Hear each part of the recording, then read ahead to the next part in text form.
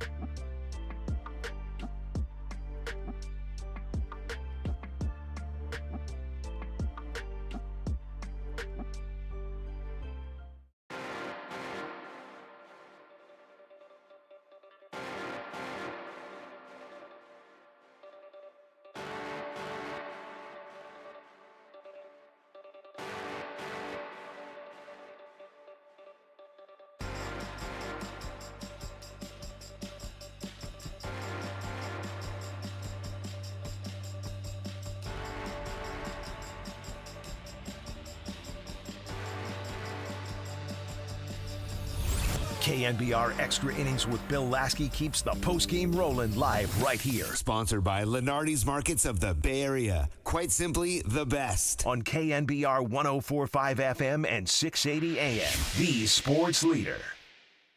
Phenomenal. Always gritty. He didn't say anything to me, but probably a little bit under the weather, too, which adds to it a little bit. Hot hitting team coming in as well. And then kind of a no room for error game.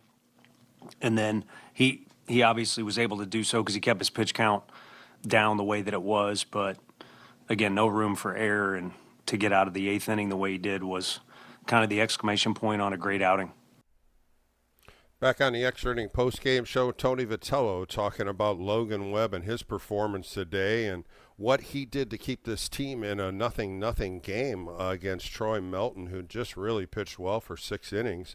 And Logan Webb knew that. And I think what he did was just went out there and performed. He got a couple nice double play balls in that 6th inning, a base hit by McKinstry, and then another base hit by McConicle just under Devers' glove. It made it 1st and 3rd. Infield didn't come in. They played back and got a nice 6-4-3 double play, which ended up getting a run in.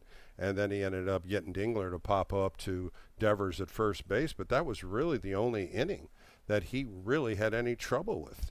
And this is your stud. This is the guy that Buster Posey said, no, we're not trading him.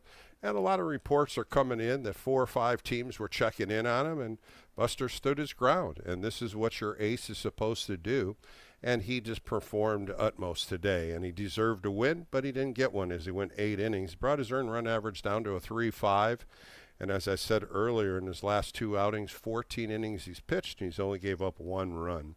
The Giants just couldn't muster up any kind of run protection for him. They ended up tying this game up into 7, so he wouldn't get the loss. But the Giants ended up losing this game in 10 innings to the Detroit Tigers 3-1. All right, let's get to the phone lines. Let's go to Bar Fighter. He's in San Jose. Bar Fighter on a Sunday afternoon. How are you? Prime time.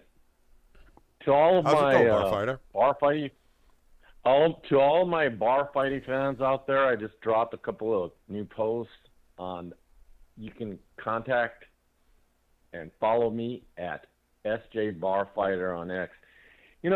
Prime time. I'm gonna give Busta P a C+ average, which was actually my grade point average in college.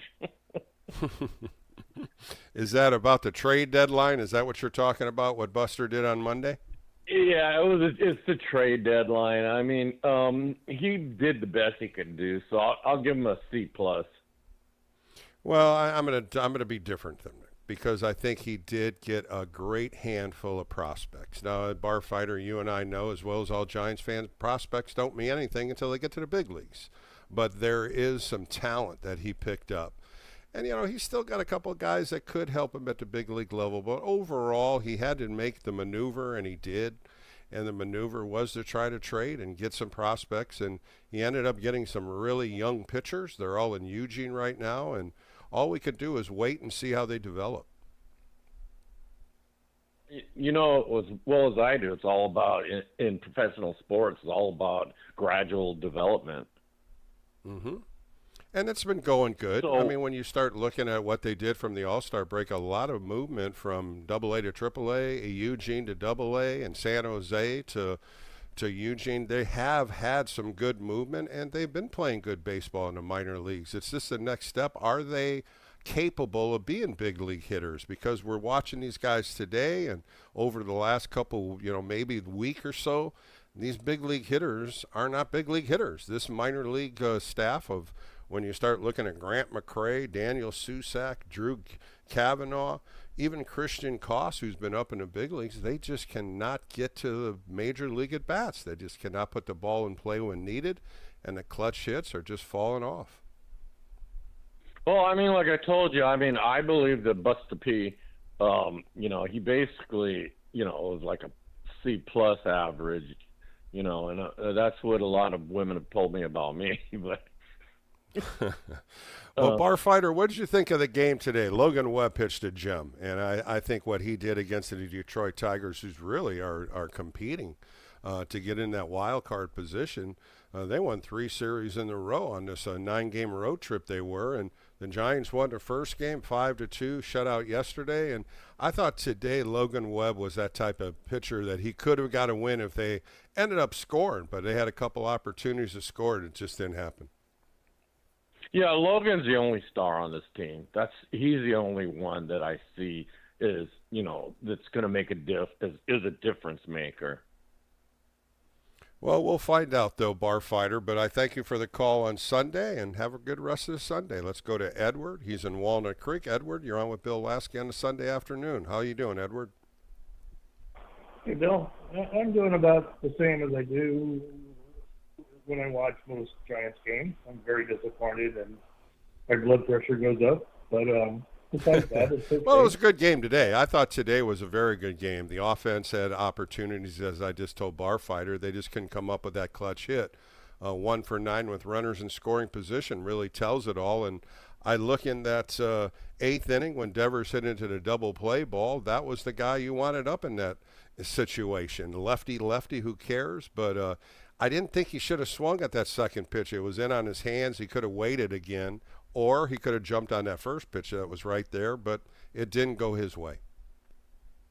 It's the fundamental stuff, Bill, that bothers me, because I used to coach. I coached at the college level, and one of the things we used to always do after games, we would look, not at the other team as much as we would look at ourselves and see what we did right and wrong. And, when Devers hit the fly ball to left field, and this is SP saying it, not me, and Devers stands at home plate for 3 seconds, and then when the ball drops, he jogs to first base, and he's the highest paid player on the team. And Lee, who's getting that was an ugly scene right there, and they brought it up even on TV more, and really watching him when he hit it, and he just stood there seeing if it was going to be fair or foul instead of jogging down first, or even busted his tail down first base to get at second base. It's just a bad maneuver. Yeah, and I believe that was like in the 8th inning, and they were down by 1 run. You put a runner on second base with no outs. He's already in scoring position, and it's that was a leadoff. That he was leading off in the 7th inning. That was the key there, and the forced play. Basabe hits a ground ball. Who knows what would have happened if he would have gone and stayed at second? They would have probably threw him out at first. They ended up getting a run to tie that game, but it just looked so ugly watching a veteran player not hustle. Yeah. And then, when Lee was called to bunt, and I think that was the 8th inning, and even FP said his heart's not into it, his butt's pointing at the first base dugout. Anybody who learns how to bunt knows that the butt is pointed at the backstop and your shoulders square to the pitcher. And he fouls 2 balls off, and then he strikes out on the 3rd pitch. This is the stuff that, the fundamental stuff that just boils my blood. And then when you have Tony, in the 10th inning, the Giants are already down by 1 run. One run came in. Runner on third with no outs, I think. And he plays the infield back for the double play, and he gives up the a 2-run lead to him. The Giants only scored 1 run in 9 innings. He expects them to score 2 more runs. He's going to give them a free run by playing the infield back. and even John Miller. Well, I didn't understand that, but just to correct you, they've only scored one run in 19 innings. They got shut out yesterday, Edward, and this is what's bad about this. He needs to start moving this lineup, changing the lineup around. I said this last night. Eldridge is not a leadoff hitter. He's hitting now under 200 from July, and it's just, I think it's wearing down on him. I really do. He needs to come down in the order a little bit. Try Jung-Hoo Lee at leadoff. I think Bryce Eldridge is just getting wore out being a leadoff hitter. I don't know his mental side of doing it, but his numbers are coming down drastically. Yeah, no, you're right. And I mean, I could list 5 more things I have written down in front of me.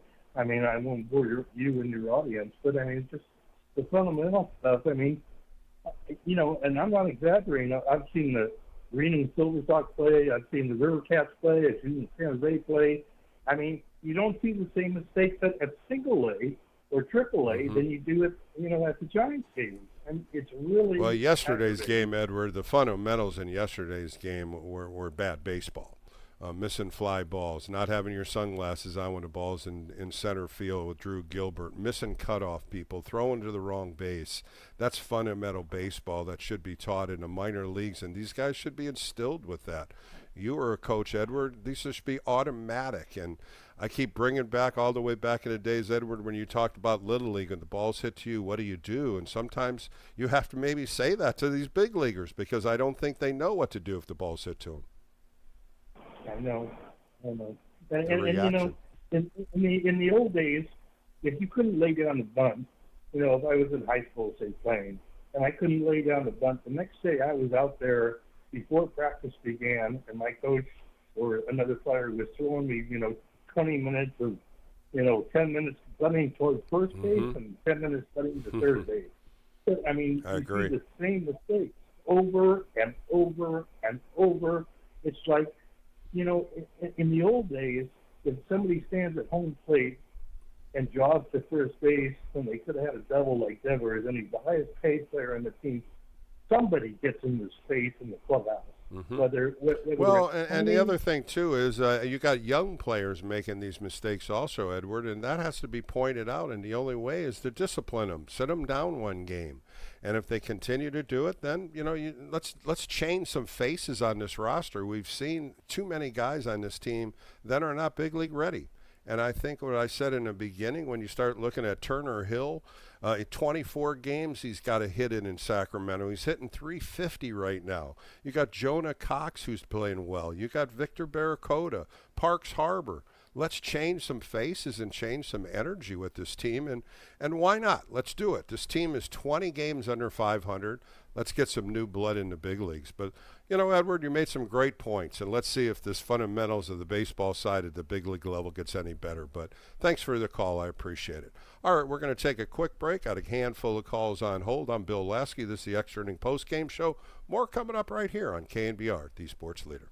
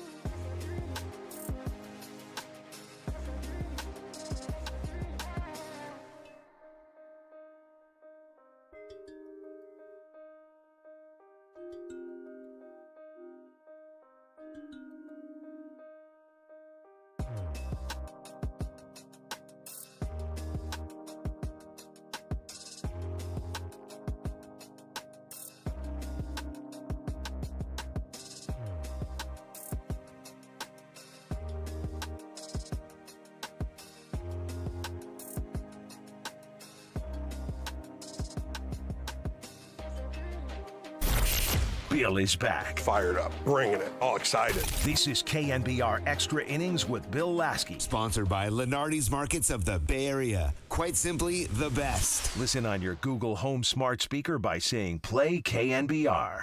Here it comes. Slider, bouncing ball past the pitcher toward the second. It's shoveled to second for one, and the relay to first, double play. Wow.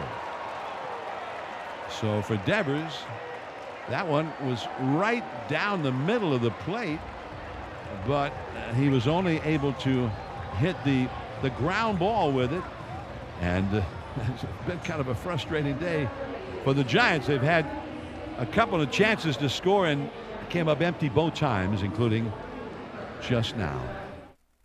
Back on Extra Innings with Bill Laskey, an inning-ending double play in that 8th inning when the possibility of scoring a run there. There was only one out with bases loaded, and Rafael Devers on an 0-1 pitch, he's turned it over, and it was a 4-6-3 double play, and the Giants could not score. And then it ended the game here in the 9th and 10th inning with 6 strikeouts in a row. Kenley Jansen came in the 9th inning and punched out Basabe, Gilbert, and Kavanaugh. And then in the 10th inning, Tyler Hooton came in, and he struck out Kennedy, Koss, and Eldridge to end the game. 6 up, 6 strikeouts. The Giants just couldn't get any kind of runs, scoring 1 run in this game. And now they're 49-69, 20 games under 500 with the Houston Astros coming into town. The Astros are 60-58, first place in the AL West. They're playing the San Diego Padres in about a half hour in San Diego. Blade Tidwell will be on the mound tomorrow, 6:45 start right here on KNBR. He threw a good game, his first game back from the minor leagues in Texas, where he went 5 innings, 6 hits, 2 earned runs, 1 walk, and 3 strikeouts. He ended up getting a no decision, and he'll be on the mound tomorrow against the Houston Astros. All right, let's get back to the phone lines. Let's talk to Jim. He's in Oakley. Jim, you're on with Bill Laskey. How are you this evening? I'm fine. How are you, Jim? Well, a good game. Logan Webb pitched great. I thought when you looked at Dylan Smith for 9 innings, a 1-1 game, but they just couldn't score, Jim. This is going to be an issue moving forward. Yeah. Well, my main reason for calling was I had the pleasure of running into you many years ago at there in Burlingame at the Roosevelt School with Montessori. Mm-hmm. And many years we ago. talked for quite a while. We were there waiting for our daughters to finish up the program. And anyway, that was a fun time for me. I enjoyed meeting you, and you were really nice, and I really enjoyed that. My main that was many years ago, Jim. I think both our daughters are older now, and I still live in Burlingame. You live in Oakley now? I do. Okay. Pretty warm in Oakley, isn't it? I do. Yeah, it's a nice little town. Well, what'd you think of the game today? What do you think of the Giants being 20 games under 500? My concern is that this team does not have the winning chemistry. They don't play with the winning attitude. They don't have the right – they're not assembled right. They weren't even assembled right at the beginning of the season. And I don't think that they respect Vitello. I don't think that Vitello has control of this team. I think a lot of the guys in a on the leadership team don't role, understand. Jim? Is that kind of what you're saying? In a leadership role, a person to build confidence? Yeah, they don't really believe that he is in control of the team. Because look at the way Landon Roop got kind of upset when he was being pulled, and then that thing with Devers when he got pulled. I don't think they believe in Tony Vitello. I think they just kind of look at him. Yeah, it's difficult to say. Where I'm not in the clubhouse, and it's different. But I think when you're looking at 20 games under 500, something has to change. And I had brought this up yesterday about some of the fundamental mistakes. And back in the day when I played, you had a fundamental mistake. You sat your butt the next day. You didn't get to play. You learned about learning how to play the game and not getting that opportunity. A lot of these young players are. And I think that's what has to change. That's what he has to get a little more discipline on.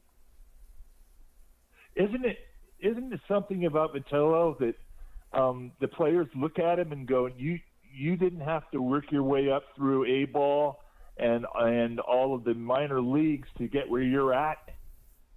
And I think every player knows that, right? I just think the respect factor, you're going to respect your manager. He's a manager. That's who Buster Posey put in that chair. But once the game starts, I think you have to reflect on his knowledge of the game and understand what he can do and what he can't do. And when you're watching some of the moves he does and watch some of the bullpen moves he does, that's where I think the inexperience is coming out on him. I see. Okay. Well, I really respect your opinion, and it was certainly nice to meet you all those years ago. And my daughter's now Jim, thanks for calling 35. Yep, thanks for calling me, Jim. I appreciate it. A pleasure. All right, let's go to Daniel. He's in Rancho Cordova. Daniel, you're on with Bill Laskey on a Sunday afternoon.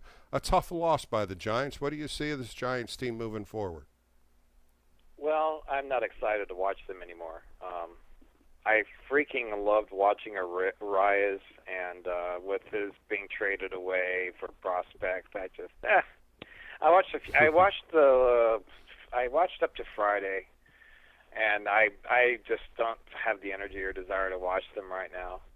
At this point, they're not fun. Like the guy at second base, I don't even know his name yet. It's like the San Francisco who? Yeah, Basabe, young player, 25 years old. Throw to first base. Mm-hmm. The ball bounces on it's the just ground. what I think what's taken the energy from this team is, of course, all the trades. When you trade some of the nucleus veteran players, and now you have a stable of young players. And I said it yesterday, I don't think they're big league ready.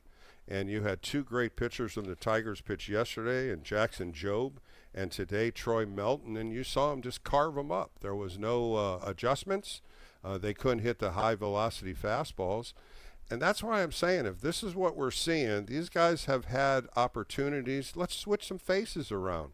There's some guys in AAA that are doing really well. Why not mix it up? Give some other opportunities to other players. I went to my first game a few weeks ago, Angels Day game on a Saturday. It's kind of an ordeal for us in Sacramento to get out there, find a BART station park, get out there, get to the stadium from the BART. I have to say, I understand why people go to these games now. The atmosphere is absolutely ridiculous. I was sort of blown away by the atmosphere. I've been to a lot of sports events, but this took the cake.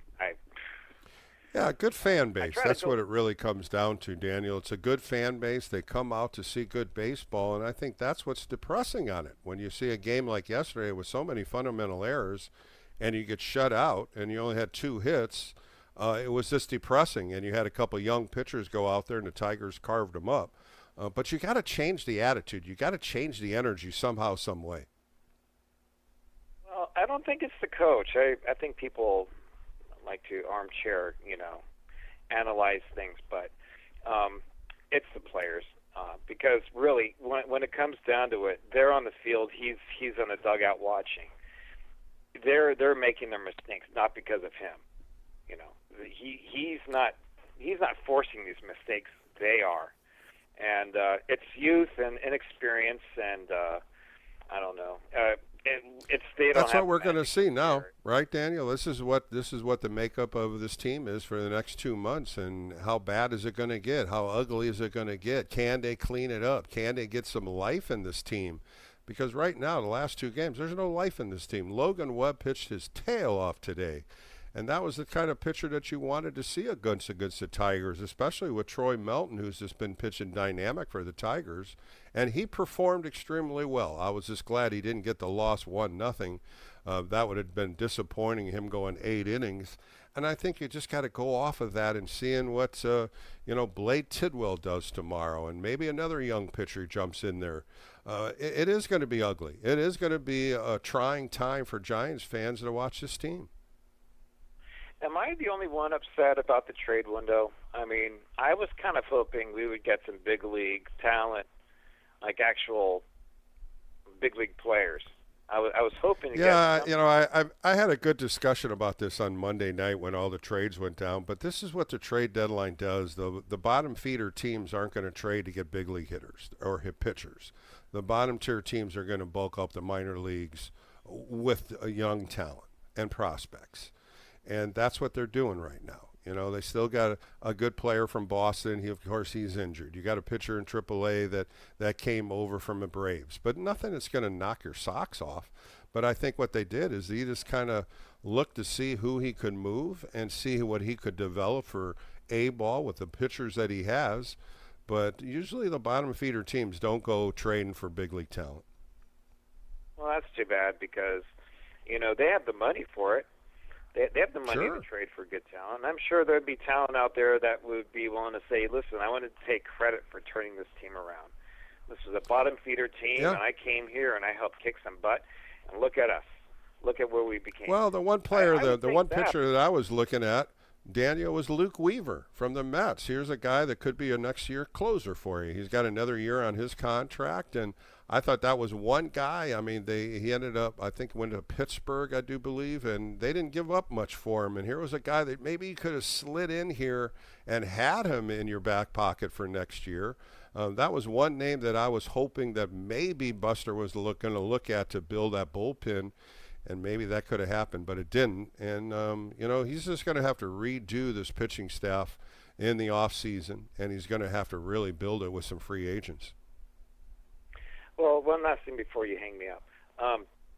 When I was at the stadium, I was really hoping to get my hands on a Landon Roop jersey. The stores don't sell his gear. Really? They'll sell Did not anyone know else and previous players, and even Rodriguez has a jersey, you know, the catcher. or Interesting. the That's monkey. interesting. But with Landon Roop, not nothing. Wow. Well, hopefully they will, Daniel. But thank you again for your call today. It's always a pleasure talking to you. All right, we're going to take a quick break. Got a few more calls coming up. Got a couple great interviews coming up, Denny McClain and Bobby Evans. But we'll take some more phone calls and continue on the Extra Inning Post Game Show right here on KNBR, the Sports Leader.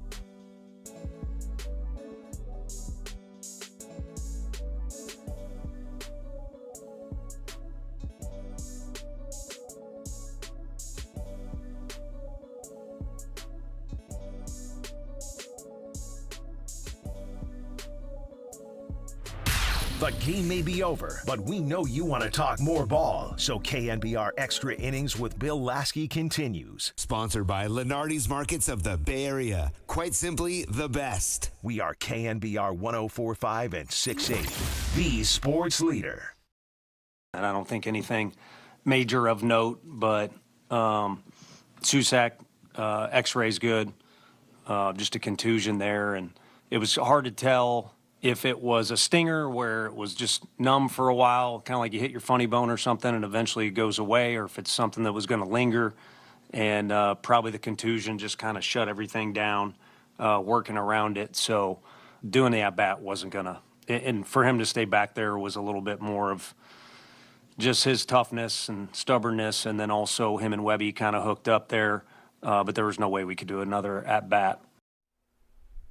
Back on KNBR with Bill Laskey, Tony Vitello talking about Daniel Susak when he hit the ball off his knee, and he kind of stood there, didn't know what was going on. Trainer came out, of course Tony came out, and he ended up staying in the game, and then they finally took him out and put Drew Cavanaugh behind it.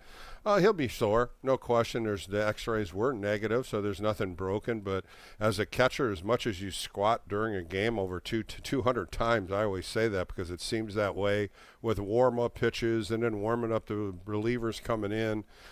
He's going to be pretty sore for the next couple of days. We'll find out where Rodriguez is because he's on the IL also, and maybe there will be a move to put Daniel Susak on the IL, but they will check into this as the next couple of days move forward. All right, let's get back to the phone lines. Let's go to Mitch. He's in New Jersey. Mitch, you're on with Bill Laskey on a Sunday afternoon. How you doing out in the East Coast, Mitch? Good evening, Bill. How you doing? Thanks for taking my call. Yeah, tough homestand, winning Friday and losing the next two games. We're just looking at a dismal offense right now, Mitch, and I think this needs some more changes. I think some more young players need to get an opportunity. Definitely look into our minor league system, see what do we have to lose. We might fall behind the Colorado because I think Colorado, their offense, they have some good players. I think their offense might be better than ours. Do you think we can trade Adames and Devers over the winter if this is season next year? God willing. Yeah, it'll be a good question. That's going to be a big question mark. Of course, Mitch, you and I have talked about this many different times. The contract is strangling the Giants, and I do believe next year Adames gets $30 million on his contract. Devers is going to make over $30 million, and you look at what Matt Chapman's going to get another $25 million, and you look at those top three hitters, and they just haven't produced at the rate that the Giants thought, as well as with Buster Posey. And you look at what Adames has done at shortstop. The range isn't there. The couple throws he made a throw an error today. The defense needs to get better from Adames. Yeah, we are kind of stuck. If Washington Nationals are going to let Aprons go, we should take a serious look at it. And I see Eldridge is leading off. That usually I'm not real happy with that. Usually put your best hitter leading off. 6'7". Yeah, I just don't think at 21 years old, Mitch, and you're putting pressure on the kid, and his batting average has fallen fast. If you remember with Bob Melvin, he put Luis Matos at leading off after Matos was the National League Player of the Week, and his numbers fell through. Sometimes you put these position players in different parts of the lineup, and they're not comfortable with it. And I don't see Bryce Eldridge being comfortable being the leadoff hitter. I think he needs to come down a few more, spots. Maybe put Jung-Hoo Lee back up there and moving over there. But I think after Devers, I think there's such a hole in this lineup with so many AAA hitters. I think you could move somebody up and then push everybody down one. It may be, but I think he's stuck with what he's doing because he's not changing. Yeah, I'm glad to see he's playing every day. Next year we'll have Schmidt back, and if this is season, of course. I guess we're stuck with those three. I didn't realize that. I didn't realize out of sight, out of mind, with Chapman. But he'll be back next year. Yeah, he's going in for surgery, no doubt, Mitch, and we'll just see what this team can maneuver here. But I would like to see some new faces because there is some good players in AAA. Barracoda's probably going to come back. I like this kid Turner. A 24-game hitting streak, hitting over 350, hitting over 400 since July 1st, an outfielder, puts the ball in play, a leadoff type hitter, and take a gamble. Let's do some new faces in these uniforms. That's right. What we have to lose. We got to stay ahead. Correct. I'm hoping they can get ahead of San Diego, but San Diego's been playing a little better of late. Anyway, thanks to Cole. Have a nice week. Mitch, pleasure talking to you. Thank you for your time. Let's go to Hank. He's in the East Bay. Hank, thanks for holding on. How are you doing on a Sunday? I'm doing pretty good. How about yourself? Well, I thought they could have played a little better in this Tiger series. No hitting yesterday, today, with a gem that Logan Webb threw. No offense. And I think this is what's going to be the biggest issue moving forward. Well, let me tell you, the biggest fix that I see, it's like when Schmitty moved to the outfield. It kind of opened everything up. I think what you do is you move Eldridge to left field. But, they got a wacky kind of plan with Eldridge. I don't know what's going on. But I think the easiest fix is go Eldridge left field, and then you got Devers at first, and then you got that DH role for Barracuda or, someone, take a flyer, maybe, the young kids, the Donaldson, the Davidson, whatever. Leonardo, Mm-hmm. I don't know their names. Yeah. Well, I just want to see some different faces. I think I've seen enough of Kennedy. McRae is just having a big issue hitting into big league level, even though he's hit some balls right at people. You got to change this up a little bit and give some other opportunities with some younger players. Barracuda looks like he's going to be coming off the IL. I see him more of a left fielder instead of Eldridge. I'd like to see Eldridge play a little bit more first base and maybe Devers DH one, series. Maybe they can split the series. I just don't want to see a 21-year-old kid, Bryce Eldridge, DH in every game. That's definitely not maneuvering him to get better. Well, if we can get one of these guys, because we got a lot of corner infielders, and if we can get one of these guys into the outfield, even maybe Adames, I don't know, it would help out the whole operation. But, let me just say that I actually watched the highlights today. So yesterday I didn't watch anything. I didn't hear anything. Today I watched the highlights before I called. But let me tell you, I was blown away by two individual plays, or three. It was a classic Brandon Bleepin Webb start. I loved it. Also, I saw Dylan Smith. He's looking like Mo Rivera that inning. I know he's been inconsistent, but if you go to YouTube and you watch the game, you'll see Dylan Smith look like a video game out there.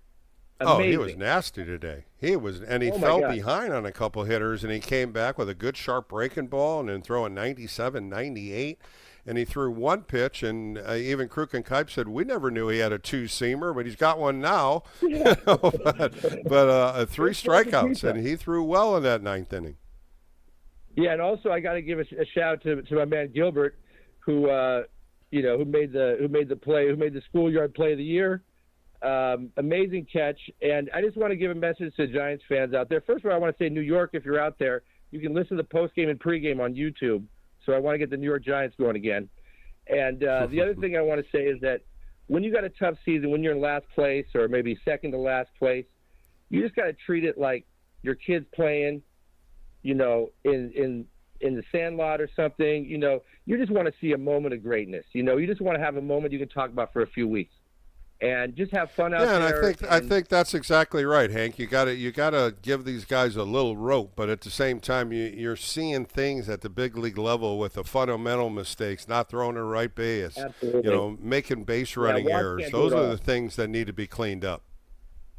I'm trying to clean up my calls too, because I this week was tough for me. So I was kind of shrieking into the to the wilderness, but I'm calming down, and I'm excited to see these young players. You know what I mean? Well, good, Hank. I appreciate it. Yeah, go ahead. Okay, our strength going into next year is our middle of the order, believe it or not, because we got Devers. I like Jesus Rodriguez. I like Lee. I like Susac. I think there's something there. Schmitty. I think there's something there. But here's the thing: we're down Schmitty and J-Rod. So this is what I say when it's going to be tough: is that we're going to have to be creative.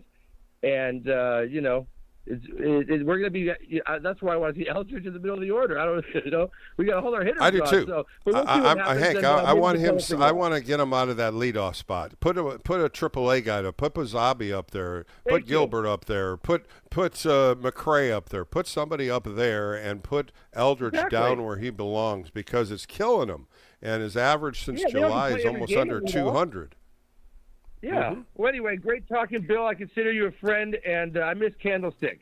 So believe it or not. Well, Hank, thanks for the call. I appreciate it. Let's go to Gene. He's in Roseville. Gene, you're on with Bill Laskey on a Sunday. What's going on, Gene?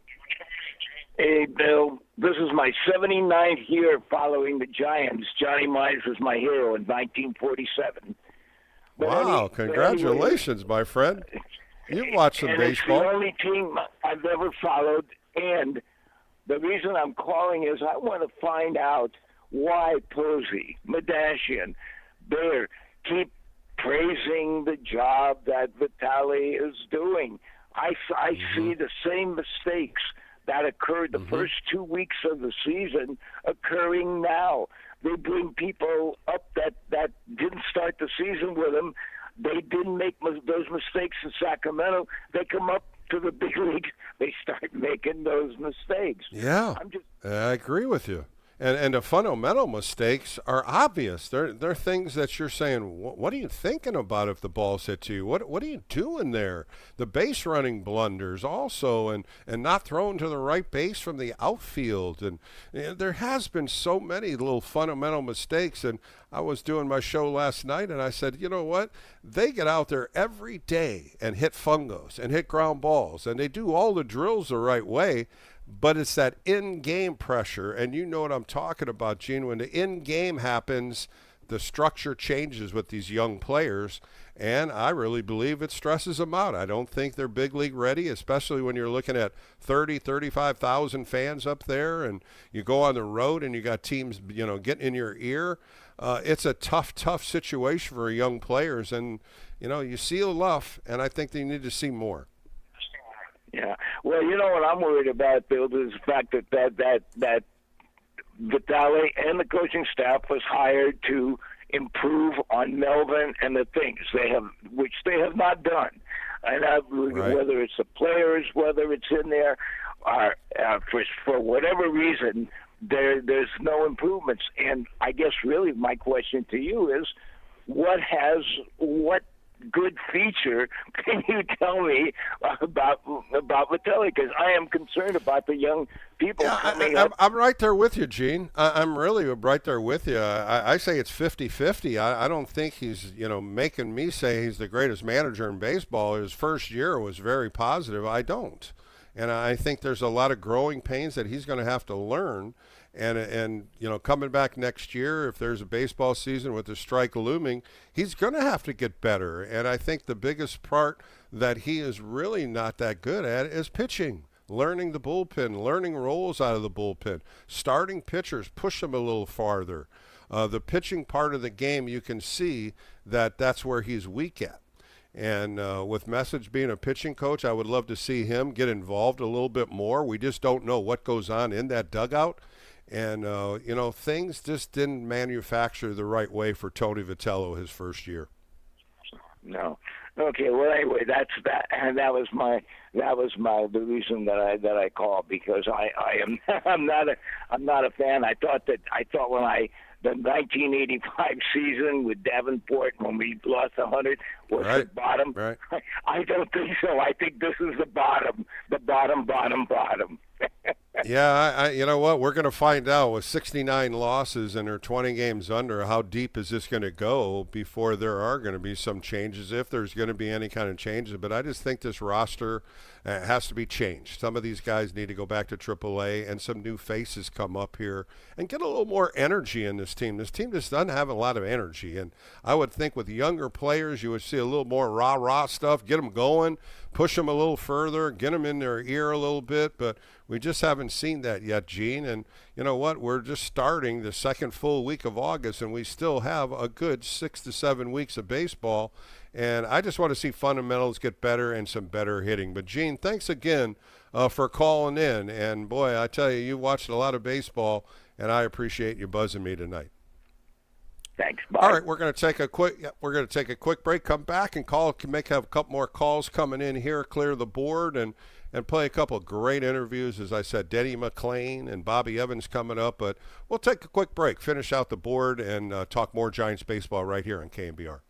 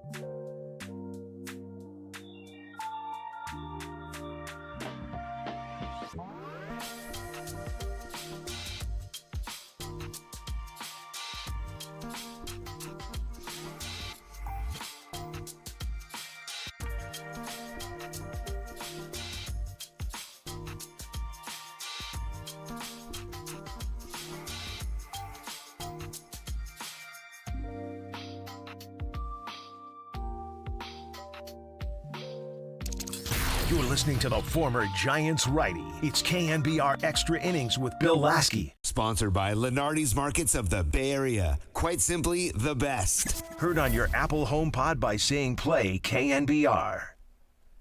All right, back on the Extra Inning postgame show is Sunday. The Giants lose in 10 innings today at Oracle Park 3-1. 3 runs, 6 hits, 1 error for the Tigers.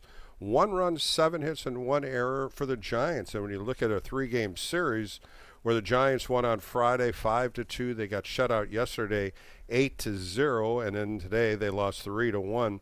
overall numbers aren't really good on the offensive side. Bryce Eldridge, 1 for 11 in 3 games. Basabi, 2 for 10. Jung-Hoo Lee, 1 for 10. Willie Adames, 3 for 10. He had a home run on Friday.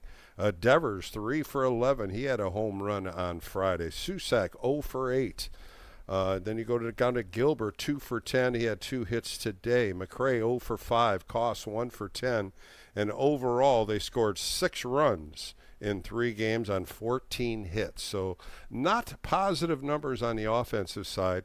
But as you say today, Logan Webb and Dylan Smith really threw the ball well for the San Francisco Giants, and ended up losing the rubber game of a 3-game series. Tomorrow, 6:45, we're going to see Blade Tidwell on the hill. Of course, he pitched a good game against Texas, 5 innings, 6 hits, 2 earned runs, 1 walk, and 3 strikeouts. He had a no decision in that game.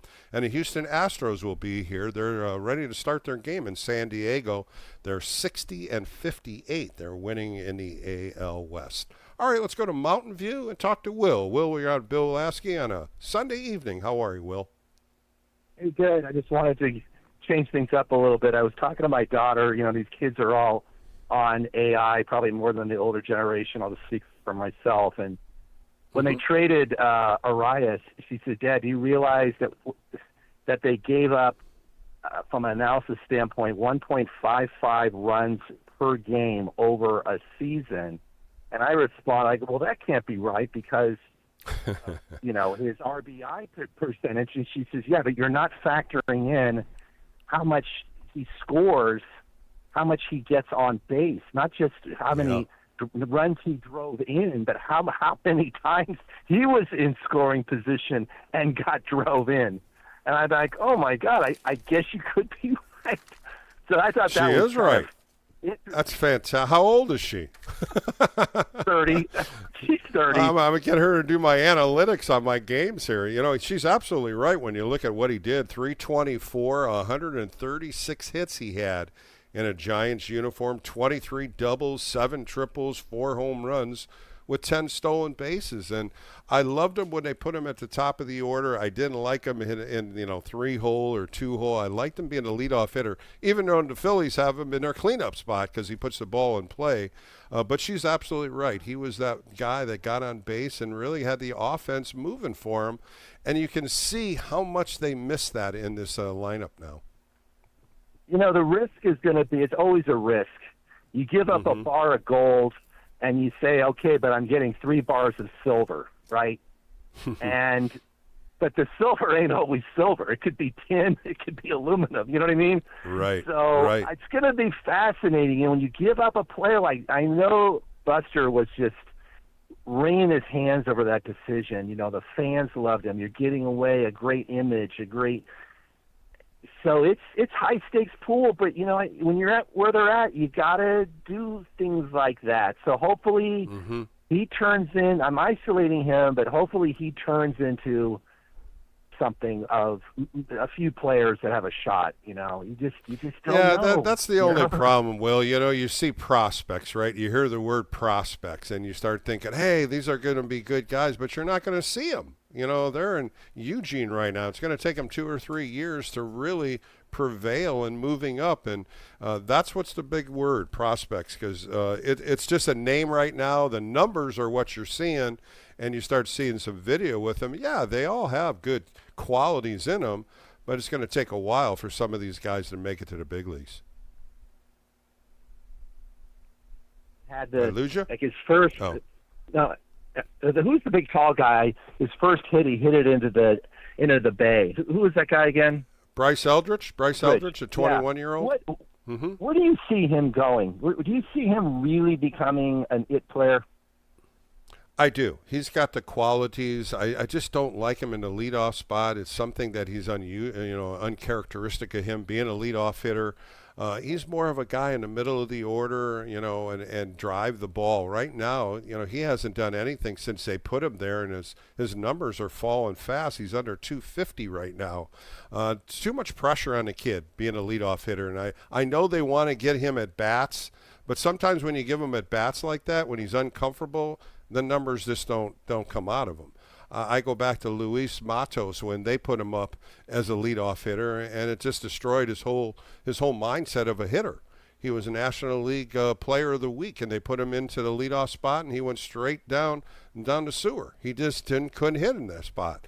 And I'm hoping that they change this a little bit, get Eldridge out of the leadoff spot, put Jung-Hoo Lee back up there. But, no, he's got a lot of good qualities, Will, and down the road he's going to show them. Okay, well, great show, Bill. Enjoy listening to you, and thanks for everything you do for us. And tell your daughter she's a great analyst. A new job for her. Thanks, sure. Will. I'm in the Silicon Valley. They're living all around me. So that's where we're going, though.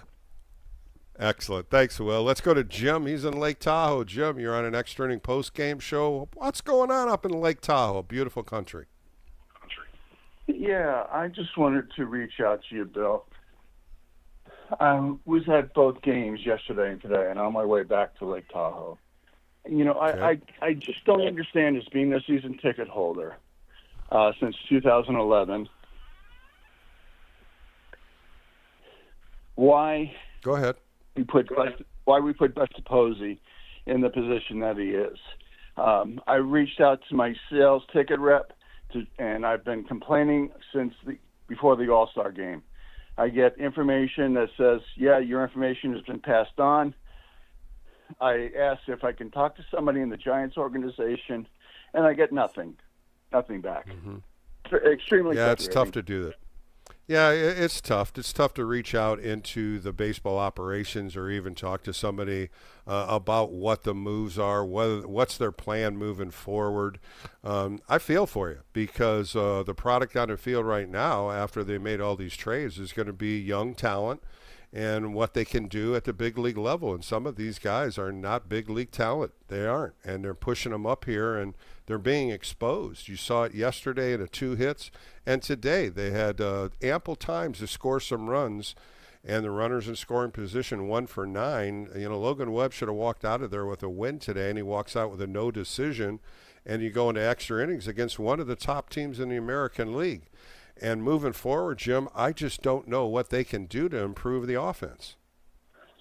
Yeah, I mean, my complaint is you know, being a season ticket holder, I feel that we should be able to reach out and be able to talk to them. Larry Bear emails us all the time when it's ready to be able to sign our contract for the next year. Buster Posey seems to be over his head. I don't quite understand, you know, they release Otto Lopez as a shortstop, and they bring in some season shortstop from Arizona in the season after Crawford left. Why? What's the talent evaluation? The Angels came. I think it's Mercer.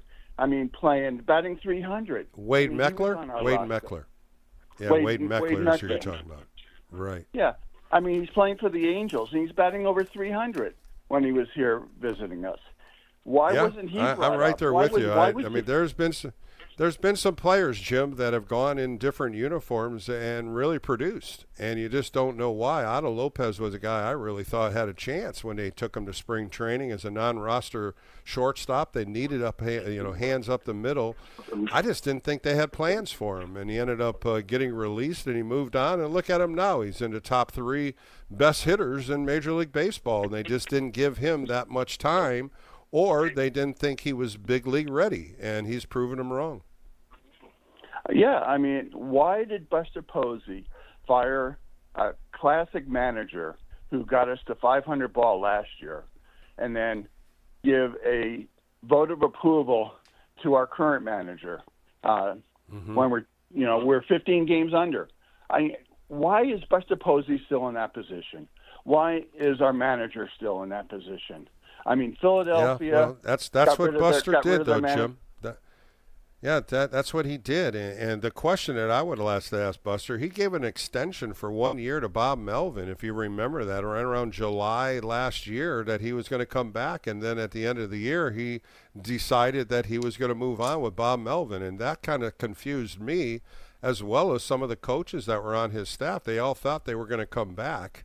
And he just cleaned house, and he brought in a lot of young coaches, a lot of coaches that didn't even have big league experience. And this is what we're watching with Tony Vitello, a manager that never was in a minor leagues managing, never was even in a big league game, and he's learning as what we're watching. And that's why I believe some of this is on Tony Vitello. Everybody wants to blame the players, which is true, but when you're 49 and 69, some of that has to go to the manager as well as management. It has to go to Buster Posey. I mean, how does Buster Posey bring him in, let him bring in management that does not have any experience? I mean, we have, I think, who's the infield coach and the bench coach? Ron Washington. Ron Washington. Yeah, that's Ron a Washington. very good experience close. Yep. And then you got Gary Pettis, who's now coaching third with the experience of that's the experience you want in that dugout. That's the experience you want at third base coach. You know, you don't hear anything about any runners getting thrown out or any different things. Gary Pettis has come in here as a professional third base coach, and he's done a remarkable job. It's now trying to define what this roster is and trying to get some wins, trying to get some kind of development with some of these players now that have come up at the big league level, and we just haven't seen it yet. And it's getting worse, not better. Watching fundamental baseball yesterday, that was a disaster game on the field. And today, nobody could come up with a clutch hit. I brought this point up. The top 4 hitters in this lineup are mostly your big league hitters, but after that, they're all minor league hitters. They're all AAA guys that are trying to feel it out. And there was this no punch in this lineup today when they needed it. Yeah, I mean, our third base coaches only came in after the original coach that Vitello brought in. I mean, Hector screwed Boyd. up. Yeah, I mean, several opportunities where the Giants had an opportunity for a win. And you know, he has management that doesn't have major league experience.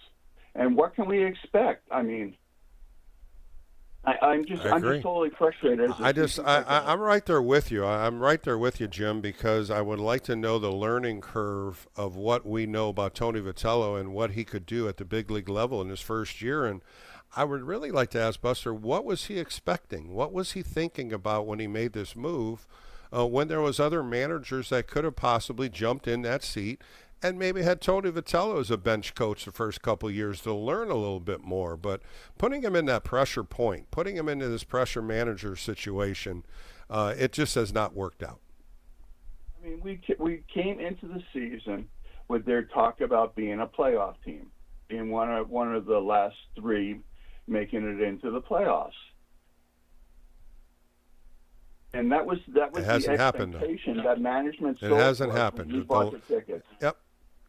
Yeah, and now I know. And the money was there. The contracts were there. They just didn't perform. And I think that's what I said this earlier when they were ready to make all these trades. You know, you look at a two-sided coin. Everybody was looking at the top side of the coin, believing that these players that he signed were going to play at the caliber of the baseball that they could, the experience factor.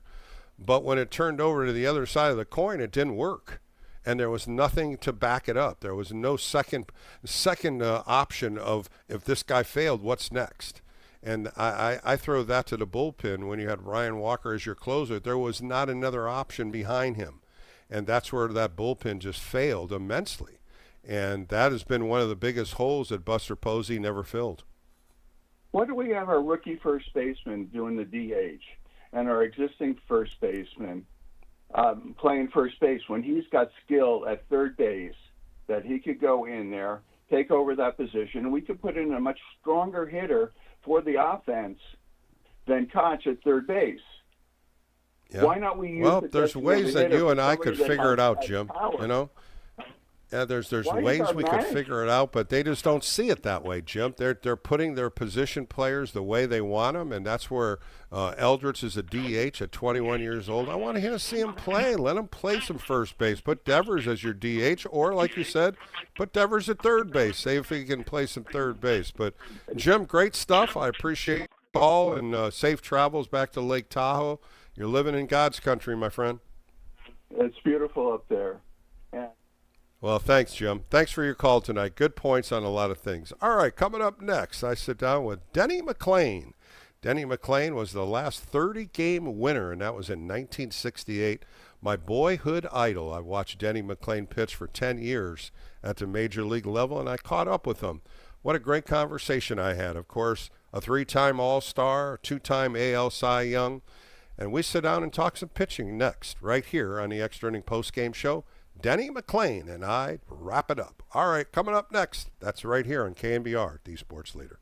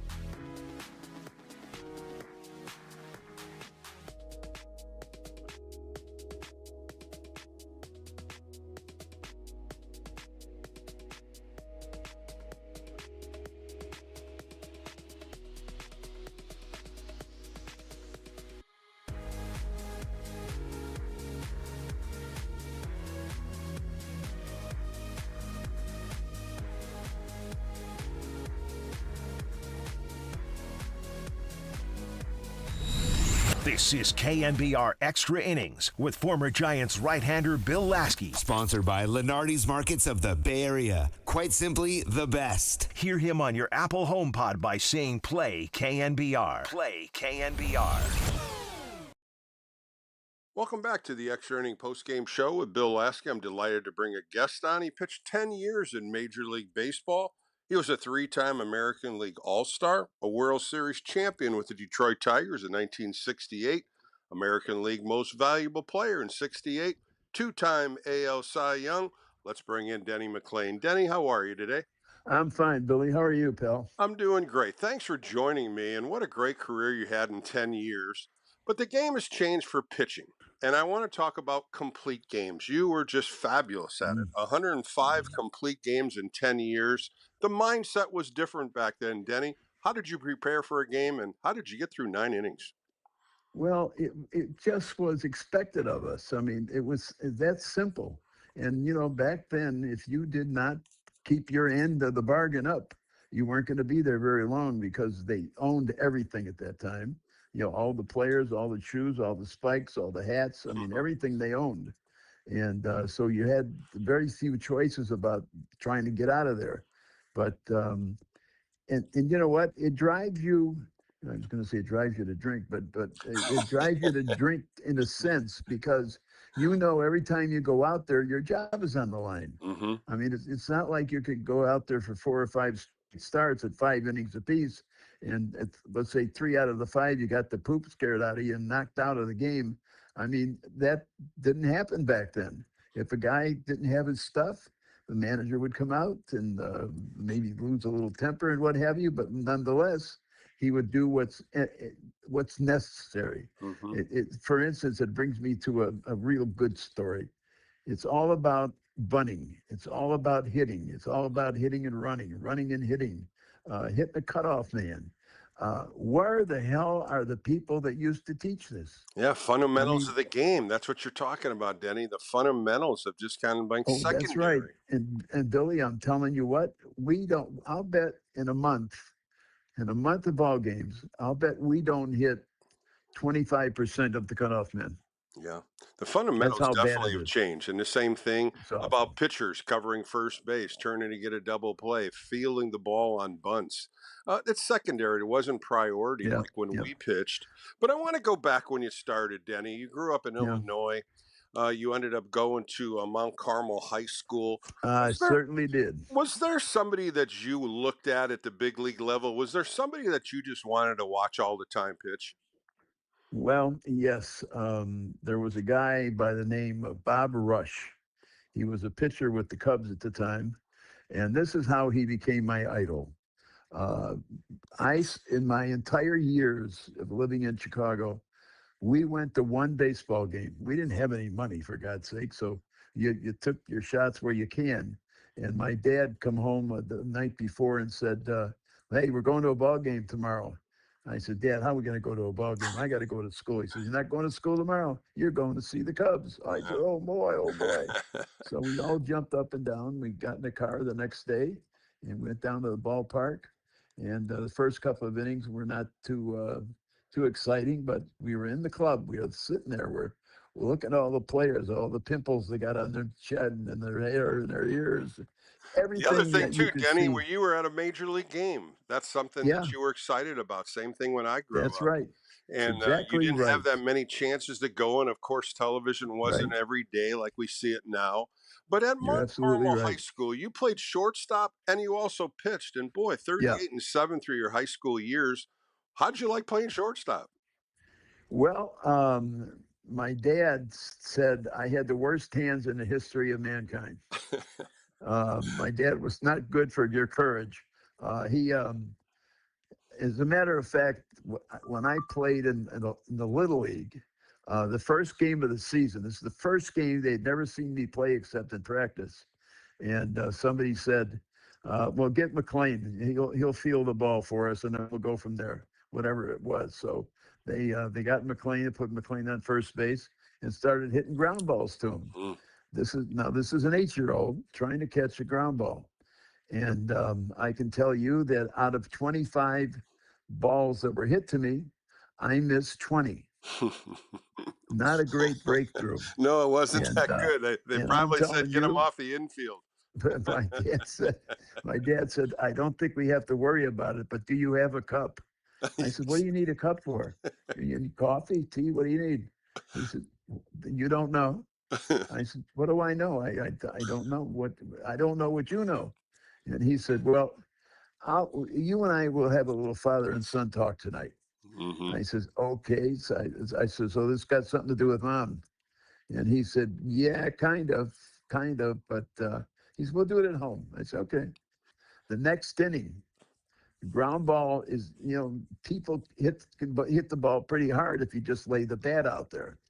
And this one kid was a left-handed hitter, and he and he hit a rocket down the first baseline. A rocket, as this first baseman can attest to. And Lord Almighty, it almost ate my ass. It hit so hard that I recall, and he didn't have a cup on. And guess what? Denny didn't have a cup on either. Yeah. And Denny took that right in the middle of the goalposts. Yep. I mean, You learned the hard way, right, Denny? It was to protect the family but jewels, that's not as my all. dad used to always The say. problem is you're so embarrassed you don't know what to do. Yeah. So what I did right away was I tried to adjust my belt, and that got the bigger hand than anything I've ever done in my life. Denny McClain joined me on the Extra Inning post-game show. You ended up signing out of high school to the Chicago White Sox. And at that time, I graduated on a Friday night and signed on late Saturday afternoon. And you end up going to the Appalachian League. And what do you do for the Harlan Smokies the first game? You throw a no-hitter and you punch out 16. I guess the White Sox said, I guess we signed somebody pretty damn good, because that was a nice start by you. Yeah, and he said, congratulations, boy, that was some start now. He says, let's have you go out there the next time. Let's do the same thing. I said, can you do this twice in a row? He said, yes, you can, and you're going to do that. When you first started getting into high school, what were some of the pitches you threw? I know you threw hard as a fastball. Did you have the curveball yet? I did not throw a curveball until I got to the big leagues. I didn't throw anything but a fastball, a little bit of a changeup. But no, my dad made it very clear to me that if I ever try to throw a curveball or a slider before I'm 18 or 19 years old, he would make sure that I would go back to the plant with him and work on the steel products. Wow. Because no son of his was going to start throwing curveballs at 14 years old. Well, in 1963, Denny, it was kind of strange. I was reading about it. You get waived by the White Sox because they don't protect you. I didn't know what that meant. So the Tigers ended up picking you up. Explain that a little bit more in depth. Yeah, what happened was back in those days, you could only have with a 40-man roster, all you can have is 40. You can't cheat and bubble them up someplace. So what they did was we had three guys. It was me, the great Dave DeBuscher with the Pistons, and of course Detroit, and became the manager there and general manager for the Yankees. And then there's another guy who had a little bit of a breaking ball, and the DeBuscher had graduated from college, and the other kid had graduated from college. So they both had breaking balls, and Dave threw very, very hard, but it was flat as a piece of paper. I mean, and they could not get Dave to throw the ball the right way. So the first game of the season, this is an exhibition game, and our manager was, the hell was his name? Geez, I can't. Anyway, he starts the game and he tells me and Bruce Howard, who he was the third guy, Bruce Howard. And Bruce, really a nice guy from South Carolina. The manager says to us, whoever wins this game stays with us. If you lose, you're going to be dumped into waivers. I didn't know what waivers meant at the time anyway. I thought maybe it was a free meal or something. So we go out, and the first pitch that I throw, first pitch, he hit a ball. The ball may not have come down yet. I mean, I'm telling you, Bill, the ball went forever and ever and ever. And so now I'm down one run, right? One run. So right now I'm in the hole. So we go through the rest of the game, and that was the only run I gave up. The only thing then Bruce Howard, he didn't give up anything except a couple of hits. So I get beat 1-0. the general manager of the White Sox comes over and says, "Boy, great ball game. We really enjoyed watching that game, and I hope you'll do the same thing wherever you're going to go." Wow. I said, "Wait a minute." Wow. I said, "I give up one hit, and I'm out of here." He says, "Well, that was the deal." And he says, "It's got nothing to do with you and I. It's the management. This is what they want to do, and so let's just do it and get it over with, because this is going to be a sad day." So Well, it might have been a sad day that day, but it sure worked out well for you because the yeah, Tigers picked you up. the best thing is the first game that I pitched in the big leagues, just to go back just for a second, the first guy I pitched in that kind of a setting, I struck out. I threw a no-no, and then in that game I also hit a home run. So I had quite the week that week, and it was just. And in fact, I said to our manager, can't remember his whole name, but Wally Moses, and I said to Wally, I said, "Boy, this game's easy." He said, "What are you talking about?" he said, "Don't get cocky yet. You got to play tomorrow too." And I said, "Oh no," I said, "I'm not trying to be cocky or anything, but I said all the pitches are right there. All the field is right there. No rocks, no garbage on the field." I said, "I've never seen anything like this." So get beat 1-0, and the next thing I know, I'm told that the Detroit Tigers have claimed me on waivers, and that we have a quick conversation because there's nothing really to say. And the general manager of the Sox says, "Well, young man," he said, "I'm sure we're going to see you again. Just do what you do, and don't worry about anything else or anyone else. You just do what you did here today." Well, So it worked though, Denny. In it worked. It sure the hell 1963, worked. the Tigers put a brand new uniform on you. You went to the big Yep. leagues in '63 at 19 years old. When you were Yeah. 20 years old, you ended up getting in 19 games, 16 games started.